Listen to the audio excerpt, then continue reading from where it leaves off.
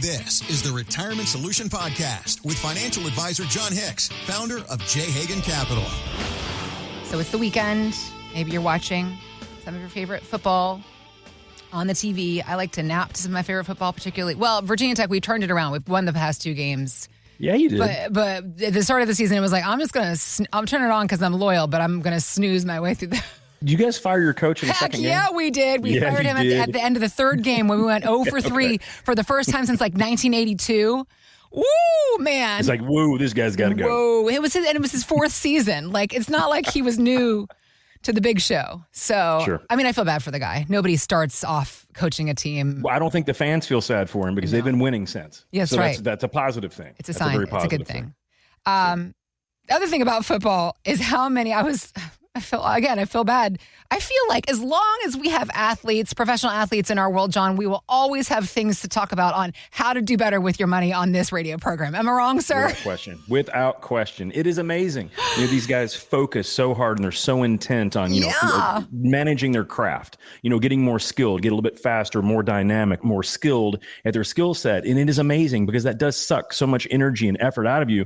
They really don't understand the finances as well. And that's just not true of all of them. Not true of all of them, but man, it is amazing how many boneheaded decisions these guys make. And it happens, boneheaded decisions, also just rude awakenings, the reality, how it can bite you. As case in point, if you follow the NFL, you're probably familiar with the name Robert Griffin III. RG3. RG3. He was the quarterback for Washington, and in 2012, he signed a rookie contract, $21 million. That's a few bucks. That's right. That's what Robert Griffin was expecting. However, RG3 tells the Mighty podcast it was his first real money moment and the reality that hit him in that moment. Here's Robert Griffin III. So when I was signed in the NFL, signing bonus was $14 million. So I signed it. They tell me, hey, it's going to get paid out over 6 months or whatever. So then when I get the full signing bonus, I only got, and I say only respectfully, $6.9 million. So less than 50%. I called my agent immediately. I'm distraught. And I'm like, oh my God, they took all the money out. Where is the $14 million? And he's like, Rob, it's taxes. You didn't tell me that they were going to take half of the signing bonus. You didn't tell me. Oh, that is so painful. We were talking earlier about squirrels and squirreling away stuff. The thing about small woodland creatures, they don't have to deal with federal taxation or state taxation. So all those acorns they get, as long as they keep their friend, the badgers, away from them, they can keep them all. Of them back, unlike the rest of us. Mm-hmm. And RG3 learned an unfortunate but very valuable lesson. All those things we do, all those skills we possess, all of that hard work we put into to earn, and save, we don't get it all. And the sad thing is he didn't even get to share it with his offensive line. He didn't get to share it with his tight ends or running backs or defense that helped him win some games. He has to share it with the government, whether it be the state, the federal, the local government, whatever it is. And guys, that's the way it is for all of us. How many of us are getting out there and just basically getting sacked or about to get sacked by the government? And unfortunately, so many people that are retiring, I see it all the time, right? So people come in the office and they're just like, hey, John, I feel like I've done a good job. I got, 1.3 million, 1.5 million, and here's what I'm thinking about doing. And we'll go through the math and they've done a really good job saving.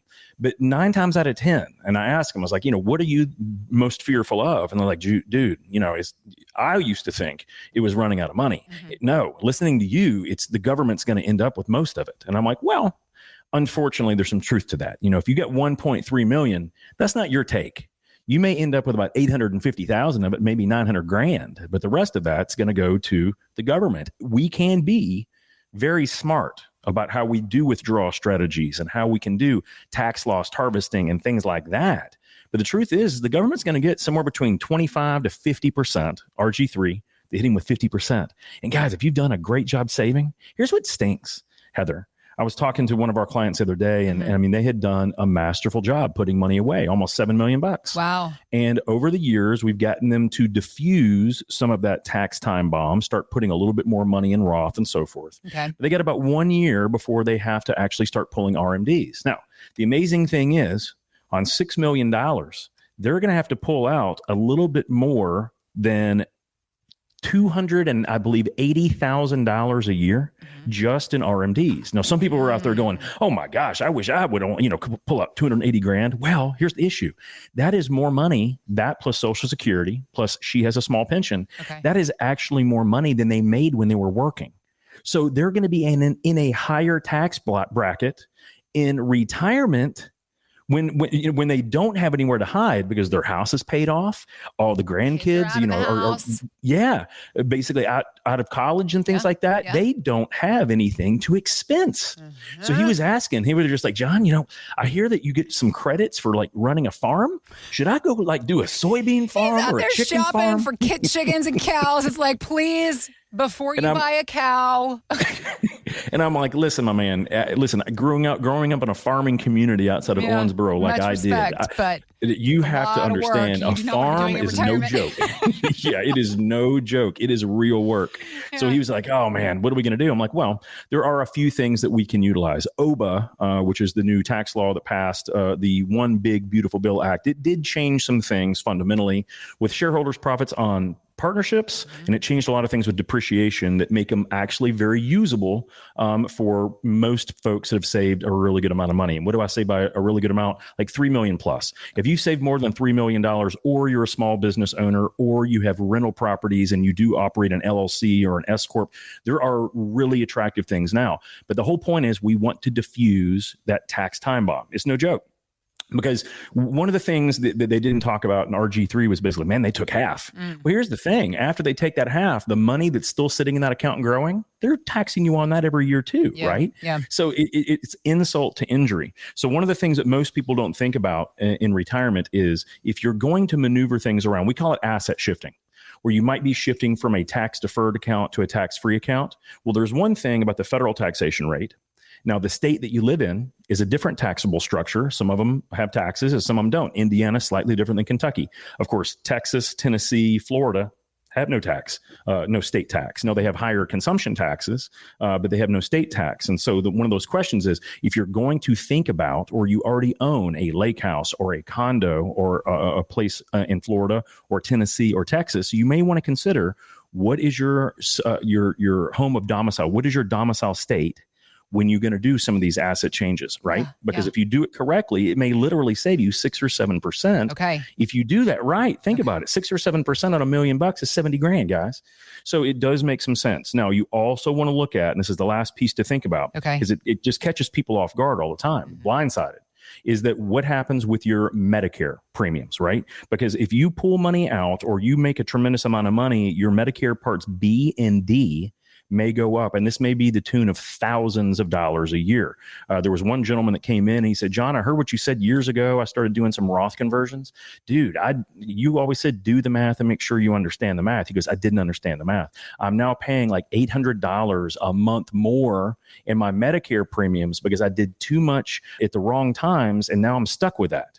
So there are some ways around that, but the government doesn't really like doing a lot of those one-off changes, right? Okay. So because he moved that money around, unfortunately, it's cost him $7 or $8 grand a year in extra Medicare premiums. So this is why I say, even if you don't work with a financial advisor, this is one of those things where you really want to find someone who understands the math. We do asset restructuring and asset shifting every single day in the office at J. Higgin Capital. But the reason we do that is because we really want to understand the end result. Moving money sounds good conceptually, but you really want to find out, are you actually going to be better off? Because if you're going to have to pay taxes now to move money, how many more years is it going to take until you've caught up and it's worth it? Some people will go, "Oh man, John, that's going to be like 12 years. I'm like, I know. This is why I say we got to run the math. Conceptually, it makes sense to put the money in tax free, but right now, mathematically, with what you're spending, it doesn't work for you right now. Let's wait for an opportunity. There may be an opportunity down the road to make a quick one change.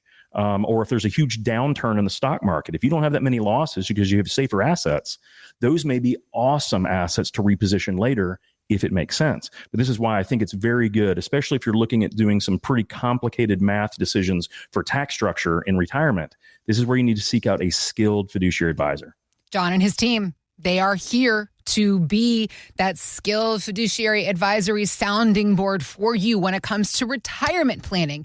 It is such a different ballgame than your growth years, figuring out your financial and withdrawal and income strategies for this next phase of your financial life. There is a lot of math that needs to be done. You do not have to do it by yourself. At J. Hagan Capital, they are here to help. Give us a call, 502-317-0840, to set a time on the calendar for your initial 15-minute phone conversation with Jon and one of his advisors. 502-317-0840. We've got a teammate standing by off the air ready to answer your call, help you set a time. This is a no fee, no obligation initial conversation to ask some of the questions that you might have. Then we'll explain to you how we might be able to help you figure all of this out in a plan that's customized to you and your goals through the planning process at J. Hagan Capital. If you're over 59, if you've saved $500,000 or more, this is where you're really going to feel the power of this kind of planning take effect. And we're ready to have this conversation with you. So begin the conversation. Give us a call right now to set a time for that 15-minute phone call. 502-317-0840. No fee, no obligation. You can also go to retirementsolutionradio.com, or it's 502-317-0840. Now, speaking about 3 retirement rules that some believe are outdated and you should not be applying to your plan, Jon is here to explain those to us. Now that we're getting to retirement, it's time for us to take that money, make it work hard for us, because we're done working hard, Jon, by God. Take this job and shove it. That's an old song. That's an old song. But it goes way back, our work efforts, because this whole conversation stems from, there's this website. The website is called thetop10.com, and it is just one top 10 list after another, just just all these different kinds of, it's a great, if you need like a brain break and you're looking for some funny things to laugh at, it's a good website to check out.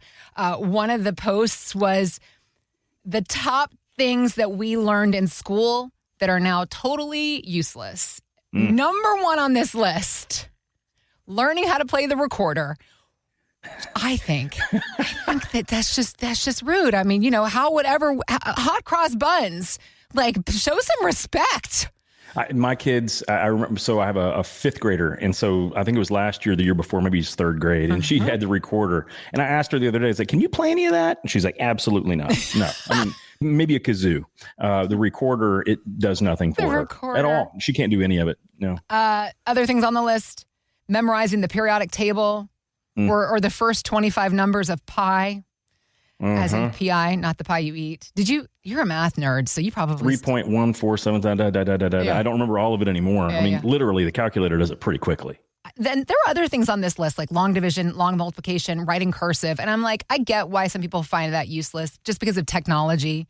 But sure. I still think having some basic life skills is a good thing in life. One of the things we were working on with the little one, just to make sure she understood, is like we forced her to do it, 2 years ago when she was in 3rd grade, memorize the multiplication tables from 1 through 12. Yeah.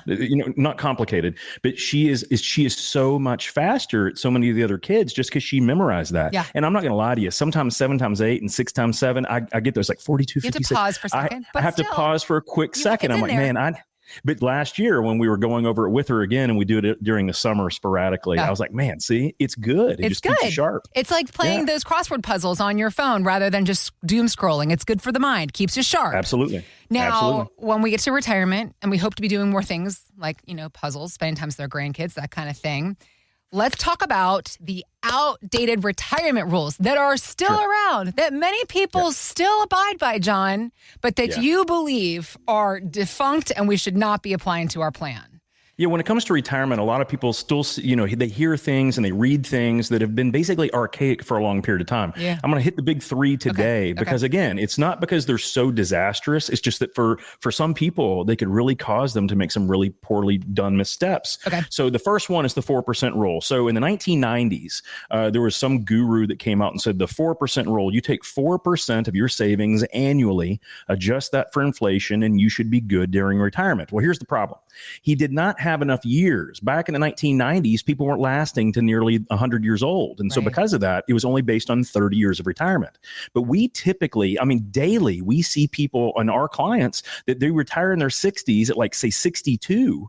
And 30 years is not enough, especially if they have a younger spouse. So we need the money to last for longer. 40 years is more appropriate. And frankly, I don't think that 4% is a very good number in general. When you look at the math, we have clients all the time. They're like, John, should I pull out 4%? They can pull out 20% in some years. So the question is, do you just want to be the richest person in the graveyard, or do you want to spend the money that you're capable of spending basing on your needs? So the 4% rule is a rule of thumb. I think is good just to get an idea in your mind. What should you spend? Because in the beginning, it also is pretty similar to your RMDs when you get to 73, right?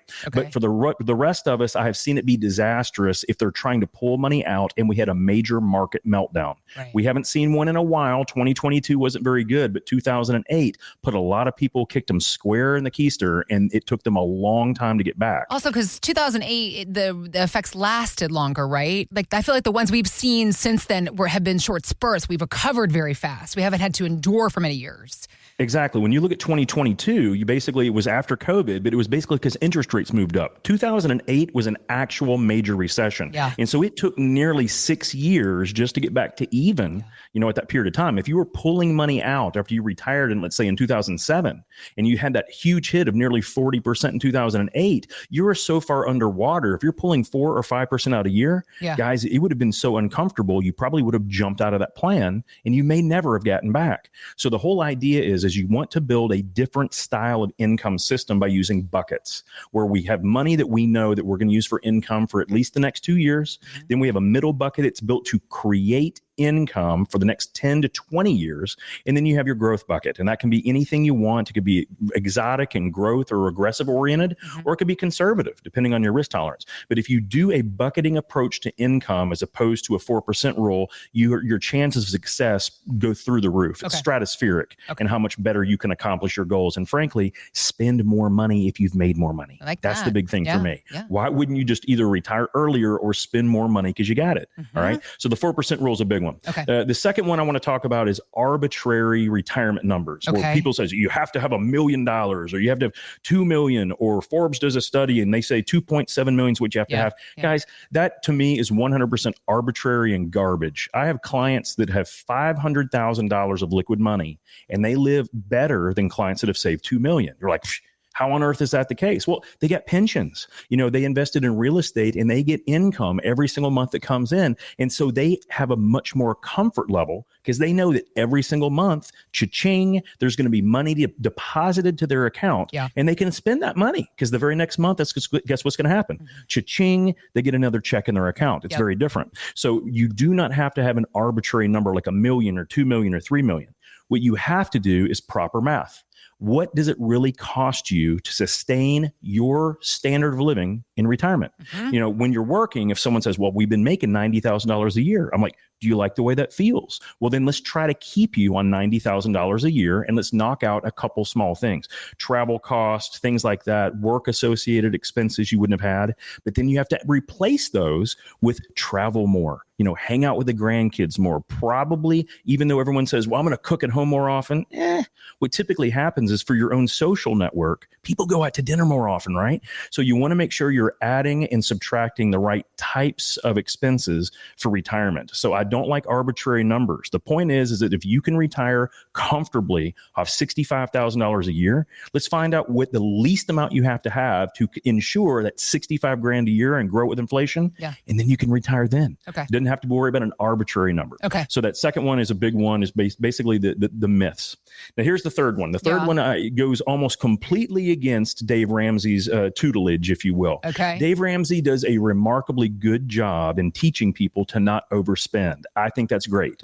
I think being debt-free, especially when it comes to revolving debt and things like that, is important for many people. But the richest people in the world utilize leverage correctly. And so I do not think you have to be debt-free going into retirement. As a matter of fact, I think some debts are genius if you've done things correctly. Okay. If you're only going to pay 2.5% or 3% on a mortgage, and you can actually earn 4 or 5% in guaranteed government treasuries, then guys, I think that that's a pretty good idea. That's called making money OPM, off of other people's money. It's arbitrage. Yeah. So that is how billionaires get to be billionaires. If you look at a billionaire's balance sheet, they may have $1 billion in assets, but they may have another $600 million or more in debt. Why? Because they're utilizing other people's money to compound their returns. Now, this does not mean go out there and throw all caution to the wind and load up on debt. No. But some debt is good debt, right? So some debt is good, so you do not have to come out of cash at an inappropriate time. A perfect case example. A lot of folks say, hey, John, I'm retired.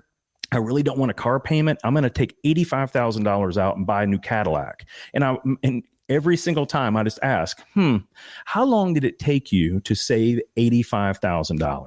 And they would say, well, I put around 15 grand in a year in my 401k. I'm like, right. So let's do the math. It took you 6 years to save that $85,000. Now, what is the interest rate that Cadillac is willing to give you, or your credit union or your bank? And they'll say, well, right now I can get one for like 3.5%. I'm like, whoa. That sounds kind of remarkably smart, doesn't it? Because we can get a CD paying better than 3.5%. You can keep your money in your account and have that investment pay for the car. Now, that is just one case example, because most people think, well, I've got $1 million, John. What is 85 grand? Well, in the front end of retirement, it's a ton of money in some situations, especially if we have a downturn, right? So those are some things to think about. So number one, make sure that the 4% rule is really not how you're applying your numbers. Number two, you don't have to have some arbitrary number. Be certain that you know what your math is. And the third one, I think that OPM, other people's money, using leverage, not being completely debt free sometimes, is remarkably smart. Those are the three things that if we just toss those out, a lot of people would have better looking math when it comes to their retirement futures. What outdated rules do not apply to your plan that you might accidentally be applying because, I don't know, you've heard them. Seems like a good idea. I mean, all of these sound like good things, John. 4% withdrawal a year. Don't have debt. Have a specific amount saved before I retire. It all sounds like a good idea, but it goes back to the bigger rule. Maybe the ultimate, the Quan rule is have a plan that's customized to you and your goals so you truly understand how these rules do or do not apply. That's it. And often these rules were made up to more easily explain to someone a complex concept, right? It's like, hey, well, if you just take 4% out, the problem is that anymore, especially in a market downturn, that can blow you up. You can actually get underwater and never be able to catch back up. And then you commit the one thing everyone's worried about, running out of money. So those things are big. I think the debt conversation is very interesting because it's really psychology. It's really just making sure we understand, hey, if I'm not going to have a paycheck anymore, how do I make this payment? It's like your investments are making the payment for you, right? Whether it's a car, and that's a depreciating asset. That's not my favorite one, but a lake house or a condo in Florida or something like that. Those I think are better uses of leverage. I don't typically like asset depreciate, but still the concept is similar. Using leverage correctly is wise. What rules do or do not apply to you and your plan and your goals? Let's find out. It begins with a no-fee, no-obligation initial conversation with one of our advisors that we can put on the calendar for you right now. Give us a call at 502-317-0840. 502-317-0840. If you're within 5 to 10 years of retirement, if you've saved $500,000 or more, this is where you're really going to feel the power of the kind of planning they do at J. Hagan Capital take effect. 502-317-0840. We've got a teammate standing by off the air, ready to answer your call. We're going to help you put on the calendar a time for your initial 15-minute phone conversation with one of our advisors. This is where you can ask some questions, talk about what you're worried about. We'll explain to you how we might be able to help. Again, a no-fee, no-obligation initial conversation, and get to work helping you create a plan for the years ahead, understanding what does and does not apply to you. 502-317-0840. You can call us right now to set a time for your initial 15-minute phone conversation with one of our advisors. You can also go to retirementsolutionradio.com, or it's 502-317-0840. If you know Jon Hicks, you know that his love language is actually numbers. Well, I mean, he's a Kentucky man. Bourbon and numbers. Ooh, is there a way to combine bourbon and numbers? Not in a way that makes any sense. I mean, usually when you introduce, out good, but by the end of the evening, the math is all kinds of swirly. Yeah, it's not real good. It's like one of those things from A Beautiful Mind. Was that Russell Crowe that was in that one? Yeah, but it's not as beautiful as you think it is. So we like to talk stats and numbers and then, of course, bring them to light and dial them down and bring them to reality for you listening to us, dear radio listener here on WHAS. We were talking off air about this story, these numbers we did not like. It was a bit sobering, this stat that thinking about how long you're going to work before you retire and what you need to truly consider for yourself, your family, your future, because this survey done by Transamerica, 60% of people do not make it to their planned retirement date. So they are forced in some way to retire sooner than what they had planned to. It's mostly due to a loss of employment or a health issue, not just with themselves, but with their spouse or with their parents. Only, this is John, this is where it's like, everybody call Jon Hicks. Only 20% said they retired because they had their finances in place. Isn't that amazing? 20%, John. And that blows my mind. Like we were talking off air when you showed this to me. I'm like, I almost don't know if I believe the numbers, except for I went through it and I did a couple of source checks, and I'll be danged if these aren't real. So think about it, guys. When you're out there thinking about, hey, I'm going to retire at 65 or 67, full retirement age, whatever that is, or I'm going to get my golden parachute and leave the company and da-da-da-da. Less than half, guys, less than half make it to that date. 60% retire earlier. And I thought it was also interesting when you look at the numbers, the average retirement age in America right now is age 62. But most of those people, when polled, they said they were trying to make it to age 65. Why? Because of healthcare costs. They can't get on Medicare yet, and they would have to be out of pocket. That blew my mind. And so what Heather said is accurate, and it blows my mind, but it is still accurate, that almost 43% of people, they basically got downsized or right-sized or an early buyout or they just lost their job or whatever the situation was. That is a tremendous number of people. 43% of retirees, that is huge to me. But then the bigger one, 46%, nearly half, 1 in 2 people nearly leave work earlier because of health issues. Now, I don't know why I feel like that's crazy, because again, when it's not just their health issues, and this is the thing that I think when I read this, it was unbelievable. It's potentially your health issues, your spouse's health issues, or even your parents. You know, for years and years, we've heard that the baby boomers were essentially called the sandwich generation, because as they were aging, they still have parents alive that are aging right along with them. I had a client that just lost her father the other week. He was 97 years old. 97. Now, she was getting ready to retire. She was 68 and he was 97 years old. And I'm like, oh my gosh. And she was one of the younger ones of her siblings. And I was like, holy moly. And she's been helping him for years, not necessarily financially, but helping him, around. He still was a farmer. He still farmed. So I was like, oh my gosh, how often do you have to go? So pretty much every other weekend, we'd be out there helping him around the farm, doing these types of things, making sure that people are fixing the combine and these types of things. And I was like, unbelievable. So that sandwich generation where you're sandwiched in between potentially aging parents and then also kids in college that are starting off, right? That they need a little bit of help, or they need some assistance, or you want to help them, or they got you got grandkids now. So that is amazing. And that's such a hit to a whole group of people. But guys, 46% because of health issues. And then I had to start thinking about my own parents, right? So some of the greatest, situations you can look at are in your own family. So my mother was a public school teacher. So she retired, believe it or not, at age 56 because she had 26 years in of teaching. So she retired early because she could get her full pension. Now, she went back off and on, and she was with the Board of Education for years doing whatever, when they were revamping CARA, or whatever they were doing. So she went back several times for small stints, but she basically retired in her mid-50s, late 50s. My father said that he was going to retire at 70. That was he was a small town attorney, ended up sitting on the bench in Muhlenberg County, but he was a small town attorney. And so he was just like, I like what I'm doing. I'm just going to keep on. Unfortunately, he had to retire about 5 years earlier because he had a stroke and was not able to keep doing his job. So my two parents, interestingly enough, kind of flowed into this thing. My mother had a pension, so she just retired early. She didn't get Social Security, so she didn't have to wait for it. But then my father had to retire early because he was incapacitated, unable to actually keep practicing. So when I think about this, I don't know why I thought the numbers were so staggering. It's just when you see it this way. So Heather, let's talk about why this is such a big deal. If you are either forced out of work or you get downsized or you have health concerns, let's assume that you have a $75,000 a year job, right? If you just went out 3 years earlier, you'd be leaving on the table $225,000 of just income. Because you didn't work those 3 years and you would have had that 75 grand that comes in. Yep. Whoa. That is a big chunk of money just because, again, health and impairment and or, had to help a family member and or you got downsized.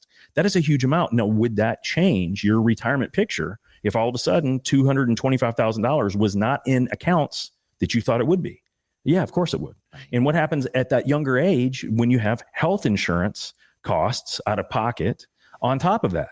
And now I understand why we have such an epidemic or such a problem with retirement in America. It's a crisis, really, because people, unfortunately, they're not planning this way. This is why I always want to let everyone know, hey, there is no one right way to retire. There are multitudes, hundreds, thousands, probably millions of different variables on things that anyone can do to put themselves in a better position. This is why we call the show the Retirement Solution. We're literally solving for everyone's actual retirement and what they want to accomplish and what they want to achieve. So everyone's different. There's all these different variables. But one of the things we do is we always try to find out, hey, if you got downsized, if you didn't have this money coming in, if that inheritance that you were thinking about doesn't happen, your grandparents or your aunt, they need the money, or something else happens, or unfortunately gets, you lose it.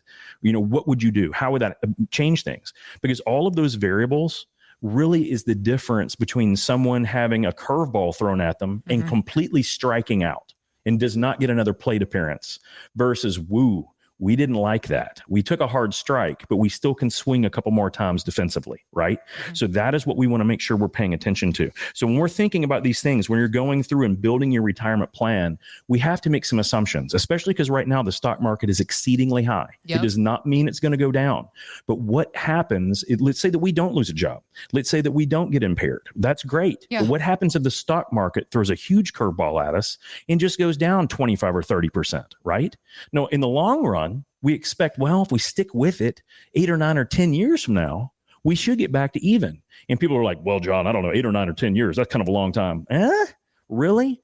Because in the dot-com bust, when the market started going down in 2000, it did not get back to even until nearly 2007. And take that took 7 years. Because let's think about the tech stocks that have completely floated us and are doing all the things they're doing for the market. I feel like we've seen this show before, John. I'm not, of course, we're not saying anything. I'm not saying anything, but it's just like, did we learn nothing from what happened in the dot-com bust? And the main thing is that, we want great companies and we expect great companies to still continue to grow over time, but things are just a little frothy. Does it mean they go down here? No, but it does mean maybe we put some protections in place because this is part of the retirement planning process. It's not about grow. It's, hey, if we had 3 to 5 years before we retire, let's make sure that we're not doing anything dumb enough or just not wise enough, not intelligent to where if it happens to us, right? If it happens to us, that we can't do what we wanted to do. Right? We can't retire on our terms. We have to work longer because we don't have as much money.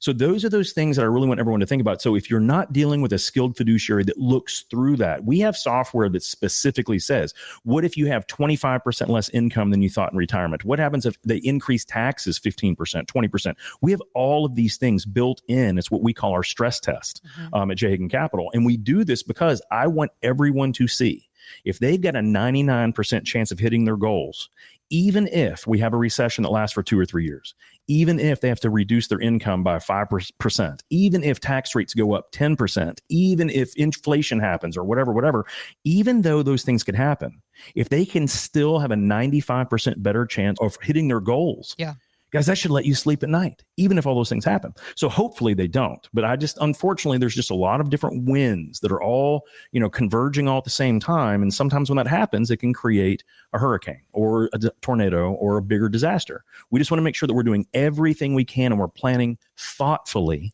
on not if those things happen, but when those things happen, that we're prepared. Hope for the best, plan for the worst. Absolutely. This is how we should all approach our retirement years. And as John was speaking, the idea of stress testing, that's what they do for every single person they work with at J. Hagan Capital. If you want a stress test done on your savings, stress testing these what-if type scenarios, how it would affect you and your life, Let's get to work stress testing your portfolio. 502-317-0840 is the number to dial. We've got a teammate standing by off the air, ready to answer your call, help you put a time on the calendar for your initial 15-minute phone conversation with one of our advisors. It's just a 15-minute phone call, no fee, no obligation, just a space to ask some questions, talk about the what ifs you're worried about. Then we'll explain to you how we can stress test your portfolio, your savings, to show you the direction that you're headed and ways you might be able to improve. Again, it begins with this initial no fee, no obligation 15-minute phone call with one of our advisors.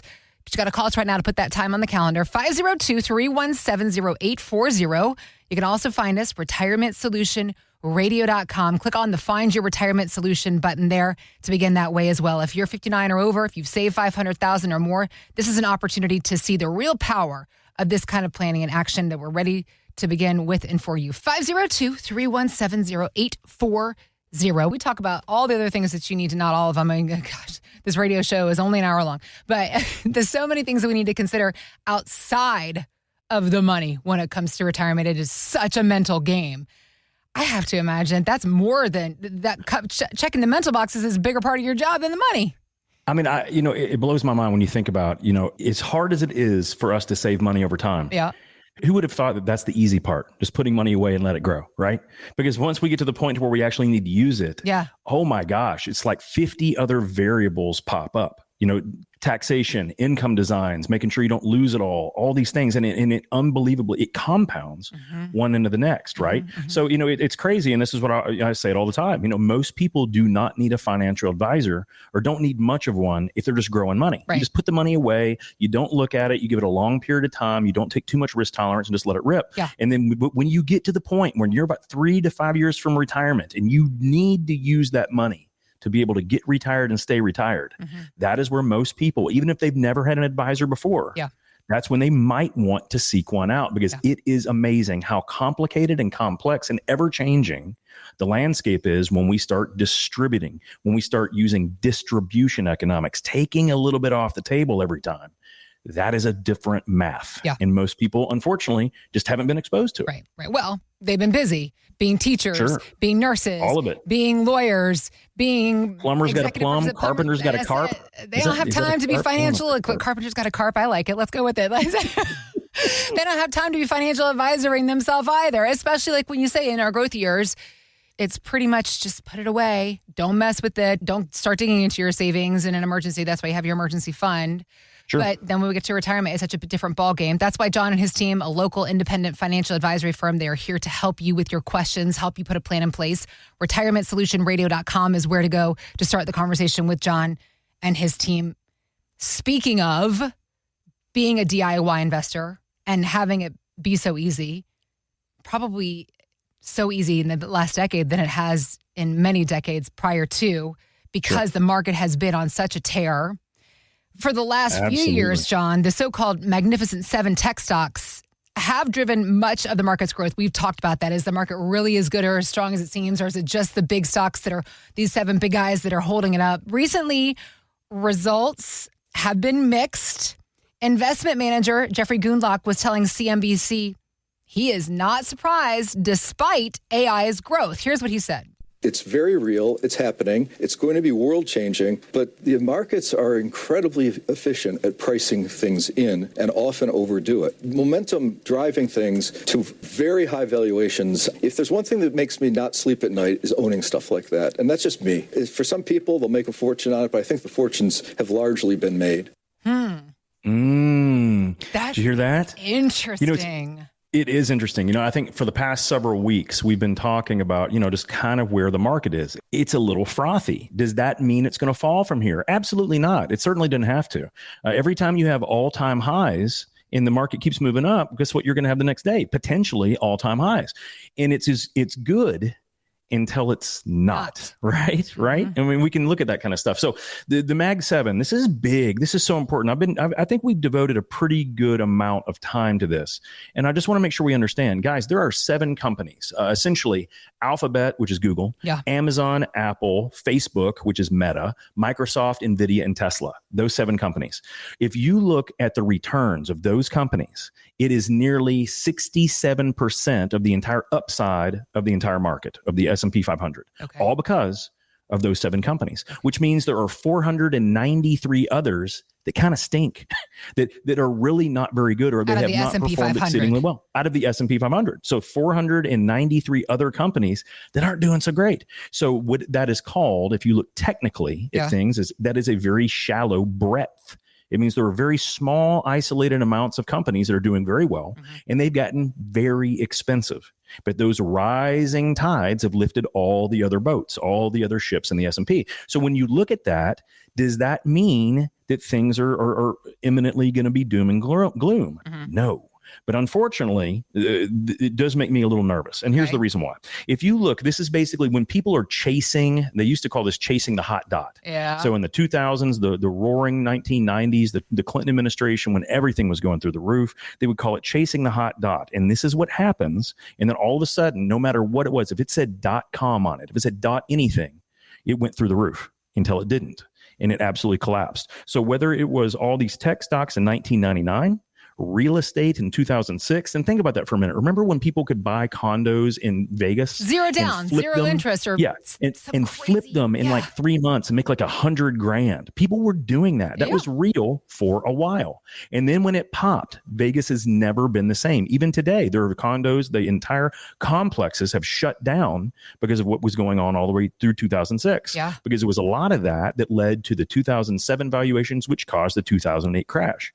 And then more recently, cryptocurrencies in 2021. So crypto was, crazy, and every headline basically said, this is so good.